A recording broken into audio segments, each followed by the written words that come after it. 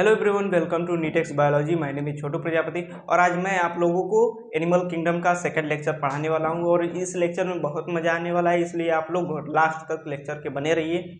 तो आइए शुरू करते हैं, क्योंकि मुझे पता है कि एक नीट एस्पिरेंट को टाइम का कितना इंपॉर्टेंस होता है। शुरू करते हैं, ठीक है। इस लेक्चर पोरीफेरा के बारे में पढ़ेंगे, मतलब स्पंजेस।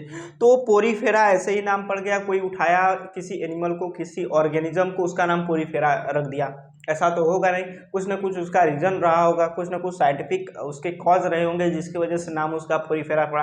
आइए देखते हैं। तो पोरीफेरा का नाम इसलिए पड़ा कि भैया वो पोर बियरर है, उसके बॉडी में छोटे छोटे होल्स होते हैं, छेद होते हैं, जिसकी वजह से उसको हम लोग पोरीफेरा कहते हैं। जनरल कैरेक्टर देखते हैं पोरीफेरा का। पहला इसमें हैबिटाट। हैबिटाट मतलब कहाँ रहता है। ए आल एक्वेटिक होती है। एक्वेटिक मतलब पानी में रहने वाले, और फ्यू फ्रेश वाटर मतलब पानी में रहने वाले दो टाइप होते हैं, फ्रेश वाटर और मेराइन वाटर। मेराइन वाटर मतलब जो नमकीन पानी में रहते हैं, यानी समुद्र में रहते हैं, ठीक है। फ्रेश वाटर मतलब ये जो नदी वदी में रहते हैं, ठीक है। और मोस्टली क्या होते हैं, मेराइन वाटर होते हैं, जो समुद्र में होते हैं, मतलब जहाँ नमक वाला पानी होता है, ठीक है, वहाँ पे रहते हैं। These are sessile animals. सेसाइल का मतलब क्या होता है। अब मान लो ये समुद्र है, ठीक है। समुद्र का एकदम नीचे वाला लेयर है, तट है, उसके ऊपर तो पानी होगा ना। तो जो नीचे वाला लेयर है उस पर ऑर्गेनिज्म जाके चिपक जाता है, ठीक है। उस पर जाके चिपक जाता है, इसी को क्या कहते हैं, सेसाइल कहते हैं। सेसाइल मतलब अटैच टू द सबस्ट्रेटम या ओशियन फ्लोर। ओशियन फ्लोर है या इसको सबस्ट्रेटम भी कहते हैं। अब ये जो ऑर्गेनिज्म है या एनिमल से जाके इसी पे चिपक जाएगा, ठीक है, क्या हो जाएगा, अटैच हो जाएगा इसी पे, ठीक है। तो इस चीज को सेसाइल कहते हैं। तो जो पोरीफेरा होते हैं वो सेसाइल एनिमल्स होते हैं। Second, level of organisation. हमने देखा है पहले कि इसका सेलुलर लेवल ऑफ ऑर्गेनाइजेशन होता है। सिमेट्री इसका असिमेट्रिकल होता है मोस्टली, क्योंकि यहाँ पे सिमेट्री एब्सेंट होती है।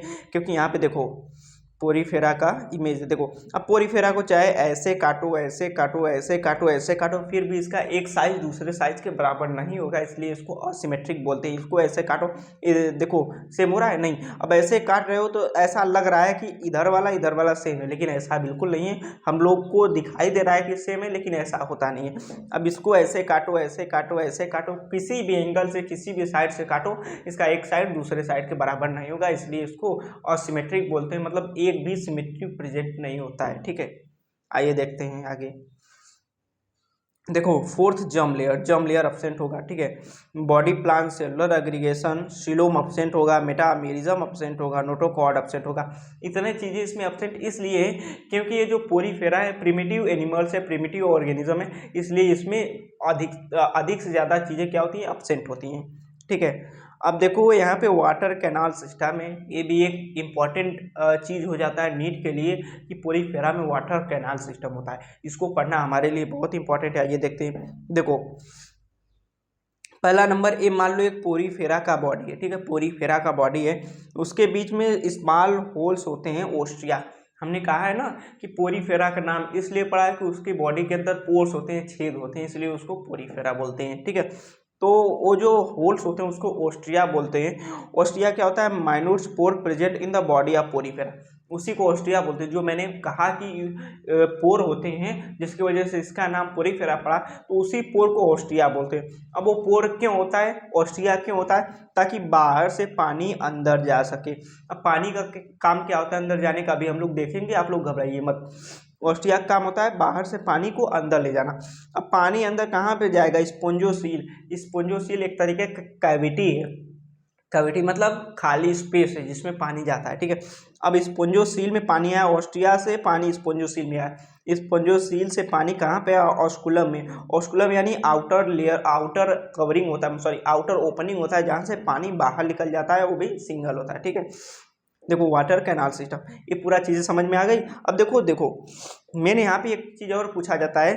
देखो यहाँ पे ग्रीन ग्रीन कुछ है ना, ग्रीन ग्रीन कुछ फ्लेजला की तरह सेल है ना। तो देखो ए सेल जो है, ए वाला सेल, ये है, और ये ऐसे ऐसे ऐसे ऐसे ग्रीन ग्रीन निकला है, वो फ्लेजला है, ठीक है।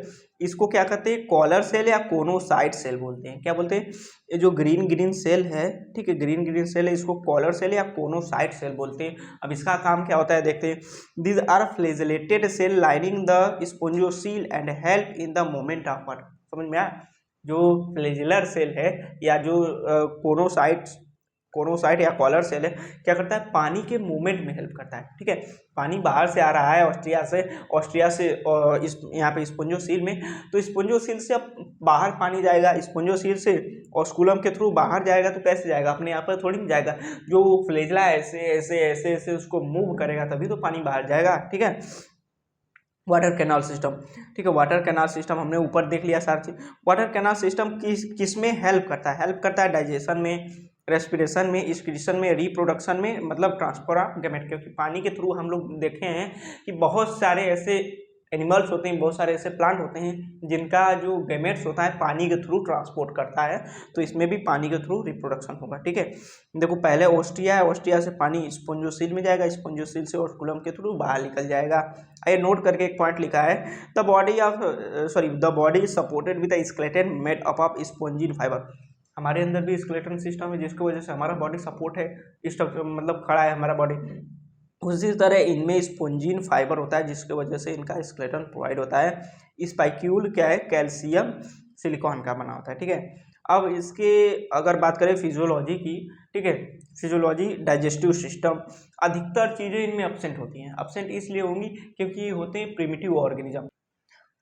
डाइजेस्टिव सिस्टम इसमें इंट्रासेलुलर होगा, रेस्पिरेटरी सिस्टम एब्सेंट होगा, सर्कुलेटरी सिस्टम भी एब्सेंट होगा, एक्सक्रीटरी सिस्टम भी एब्सेंट होगा, रिप्रोडक्टिव सिस्टम अगर बात करें तो हर्माफ्रोडाइट मतलब एक ही बॉडी में मेल फीमेल दोनों पार्ट होते हैं, इसको हर्माफ्रोडाइट कहते हैं। और रिप्रोडक्शन सेक्सुअल भी हो सकता है, असेक्सुअल भी हो सकता है, फ्रेगमेंटेशन के जरिए भी हो सकता है। फ्रेगमेंटेशन मतलब जैसे ये पूरा कोई ऑर्गेनिज्म है, जो पेन है ऑर्गेनिज्म है, यहाँ से टूट गया, जब मेच्योर हो गया तो यहाँ से टूट गया या दो टुकड़ों में बट गया, तो इसका एक टुकड़ा इधर एक टुकड़ा इधर, ये दोनों आगे चल के डेवलप होके पूरा पेन बना लेंगे, मतलब पूरा ऑर्गेनिज्म बना लेंगे। दोनों आधे आधे थे पहले, लेकिन बाद में चल के पूरा ऑर्गेनिज्म बना लेंगे, मतलब एक से दो हो गए। ठीक है, इसी को फ्रेगमेंटेशन कहते हैं।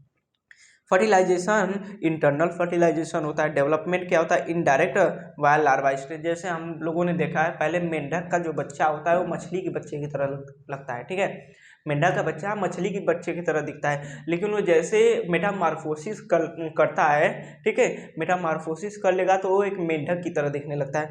वैसे ही इसी प्रोसेस को इनडायरेक्ट कहते हैं। मतलब डायरेक्ट का मतलब क्या होता है, जैसे हम लोग डायरेक्ट मतलब यंग बर्न होते हैं, फिर धीरे धीरे बड़ा होते हैं, ठीक है, लेकिन शेप साइज वही होता है। लेकिन इनडायरेक्ट का मतलब शेप साइज अलग होगा, लेकिन जैसे वो ऑर्गेनिज्म या एनिमल से बड़ा होगा तो उसका शेप साइज अलग होता जाएगा, इसको इनडायरेक्ट बोलते हैं। नोट करके लिखा है यूनिसेक्सुअल डाइसियस, यानी सेक्सेस आर सेपरेटेड। ठीक है, यूनिसेक्सुअल या डाइसियस, यूनि मतलब वन, डाइसियस मतलब दोनों अलग अलग होते हैं, यानी एक बॉडी होगा तो उसमें एक ही सेक्स हो सकता है, चाहे मेल का चाहे फीमेल का। अगर बात करें बाइसेक्सुअल या मोनोसियस या हर्माफ्रोडाइट, तो इसमें क्या होता है, male are not separated, sexes are not separated, male and female reproductive organ are represent within one individual, मतलब एक ही बॉडी में एक ही शरीर में मेल फीमेल दोनों रिप्रोडक्टिव ऑर्गन्स प्रेजेंट होते हैं। ठीक है, एग्जाम्पल अगर बात करें स्पंज का, तो यहाँ पे स्पोंजिया, यानी जिसको कॉमन बाथ स्पंज बोलते हैं, स्पोंजिला मतलब फ्रेश वाटर स्पंज, और यहाँ पे साइकन यानी स्काइफा भी बोलते हैं। इसका अगर नाम प्रोनाउंसिएशन कुछ गलत होगा तो आप लोग देख लीजिएगा, क्योंकि यार इंग्लिश में जो साइंटिफिक नेम होते हैं लोगों का प्रोनाउंसिएशन करने का जो तरीका होता है डिफरेंस होता है। ठीक है, इसका फिगर देखो, यहाँ पे फिगर मैंने पहले ही इसको देख लेते हैं अभी।